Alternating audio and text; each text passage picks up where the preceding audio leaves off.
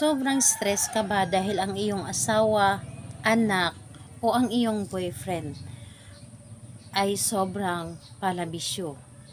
O di kay laging nagiinom or laging nagyuyusi? Gusto mo ba na matigil ito? Ito ang aking ituturo sa inyo ngayon na pamamaraan paano matigil ang pagbibisyo ng inyong partner. Hello mga guys, kumusta kayo? Panibagong araw, panibagong video na naman tayo. And sa araw na ito ay isa na naman video ang aking ituturo sa inyo na simpleng gabay o simpleng pamamaraan na makakatulong sa atin. At bago ang lahat, gusto ko lang mag-disclaimer sa mga taong hindi naniniwala at hindi gusto ang mga kagaya nitong video. Please skip this video and maghanap kayo ng videos na gustong gusto nyo dahil ang video na ito ay para lamang ito sa mga taong naniniwala and gusto mag-try.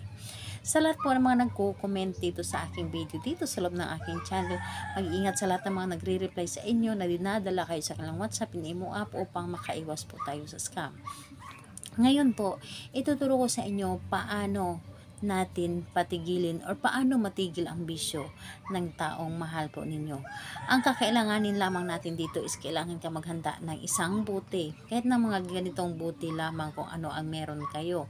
Mas maganda, mas na ganito po, maliit lamang na buti. Babasagin po dapat. And pwede naman na hindi siya clear, basta babasagin na buti. And may takip po ito. And kailangan din po natin dito ng dahon ng laurel, isa. And kailangan din natin dito ng isang maliit na pirasong papel. And kailangan natin ng alak na iniinom ng inyong partner. Kung ano man yung iniinom ng inyong partner, yon po ang inyong gamitin. And kung siya naman po ay nagyuyusi, yung yung yusi na ginagamit niya, yung tira, yun po ang gamitin ninyo. So ayun po, kapag ready na yung mga naihanda mo na gagamitin mo, kailangan mo lamang na i-ready ang inyong sarili. I-claim mo sa inyong sarili na gustong gusto mo itong gawin. I-claim mo na ito ay upang matigil ang pag-inom, pagyuyusi ng inyong partner, and yung mga bisyo niya ay mawala. So ito po ang inyong dapat gawin, and kailangan na hindi ka nagdududa dapat sa inyong dapat na gawin. So ganito po ang gagawin mo. Itong buti na ito, kumuha ka ng alak. Yung alak na laging iniinom na inyong partner, halimbawa na lang ay gin or di kaya Red Horse, mga Emperador, kung ano man yung mga iniinom niyang alak, yun ang ilagay mo dito. Ilagay mo dito sa loob. And pagkatapos nun, dito sa isang papel, isulat mo dito ang kanyang pangalan ng isang beses lamang. Isulat mo dito ang kanyang pangalan at isulat mo din dito ang inyong nais. Halimbawa na matigil na ang iyong pag-iinom at pagyuyusi. So isusulat mo lang din dito. And pagkatapos nun, i-roll mo lamang ito ng papalabas. Huwag po papunta sa inyo, palabas po. I-roll mo ang papel na ito, ganon po.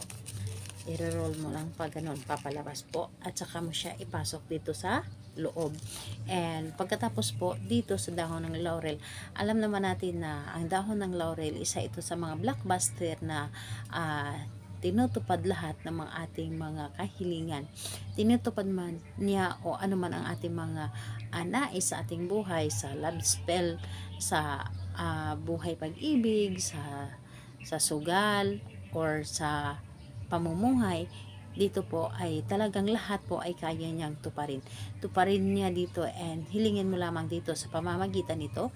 Tulungan mo ako na ang taong ginawan ko nito matigil na ang kanyang pagbibisyo, matigil na ang kanyang pag-iinom, matigil na ang kanyang pagyuyusi or kanyang pagsusugal.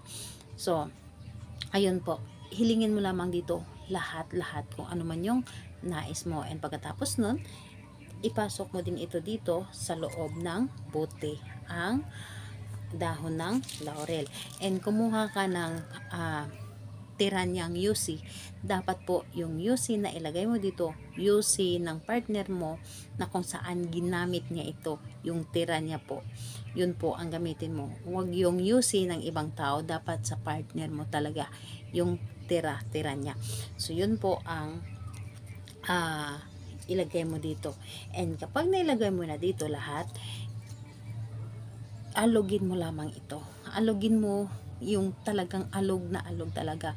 And inaalog mo ito sabay sambit or sabay hiling na ikaw, pangalan at apelyido ng partner mo.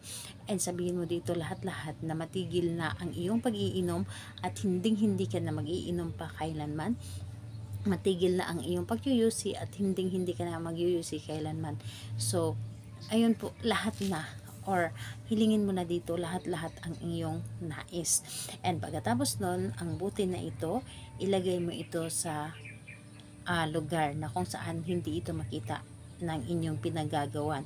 And tuwing alas 6 ng gabi, kunin mo ito at alugin at humiling kang muli. Tuwing alas 6 po. Kahit araw-araw pa pwede po. Basta alas 6 lamang ng gabi. So, alugin at humiling para matigil. And kailangan na positive ka. Huwag kang mag-isip na negative kapag ito ay inyong ginawa. Positive ka dapat. And ayun po, maniwala ka sa inyong ginawa na ang taong ginawa mo nito matigil na, dahil ito ang isa sa ginawa ko sa aking partner na dati ay sobrang manginginom. So ngayon po ay hindi na po siya nag-iinom. So natigil na po sa ganito pong ginawa ko. So tinuro ko sa inyo ito ngayon dahil gumana ito sa aking partner. So ayun po, kaya hindi tayo magtuturo dito kung hindi ito gagana. So maniwala ka sa inyong mga ginagawa, ito ay gagana at ito ay matutupad. So, gawin ito sa araw ng Tuesday and Friday. Yun lamang ang paggawa natin ito. And kinabukasan, kahit hindi Tuesday and Friday, alugin mo ito tuwing alas 6 ng gabi. So, ayun po. Salamat po sa inyo. Bye-bye everyone. God bless us all.